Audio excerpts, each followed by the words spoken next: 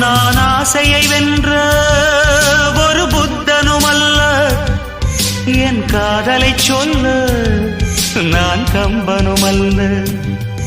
உன் காது கடித்தேன் நான் கனவினில் மெல்ல, இன்று கட்டி அணைத்தேன் இது கற்பனை அல்ல. அடிமன